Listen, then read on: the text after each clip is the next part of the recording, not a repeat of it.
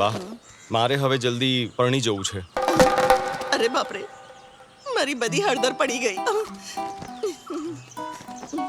જો તું લગ્ન નહીં કરે તો તારી જિંદગી બરબાદ થશે. લગ્ન પછી બીજાની જિંદગી કેમ બરબાદ કરવા માંગે છે તું? તારી ઉંમરની બીજી બાઓને પૌત્ર પૌત્રીઓને રમાડવાના કોડ હોય, અને તને તો પરણાવો જ નથી મને. જો તારી સાથે કોઈ પરણશે ને તો કર્યાવર એને તારે આપવું પડશે. એટલે સ્ત્રી ધન નહીં પણ પુરુષ ધન હશે. માં દીકરો શું વાત કરી રહ્યા છો? સાજી, હા? આ કહે છે એને લગ્ન કરવા છે. આ તો લગ્ન કરવા દો ને, એમાં શું વાંધો? છોકરી કોણ છે? શાલિની દેખાવામાં કેવી છે? હજુ સુધી જોઈ નથી. લે આવો બોલો.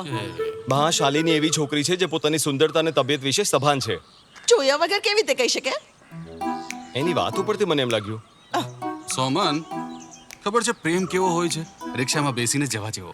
તું ગમે ત્યાં એમાંથી ઉતરી શકે, પણ લગ્નનું એવું નથી હોતું. એ પ્લેનનું સફર કહેવાય, વચ્ચે ન ઉતરી શકાય. આ જીવન નિભાવવું પડે, સમજી વિચારી લેજે.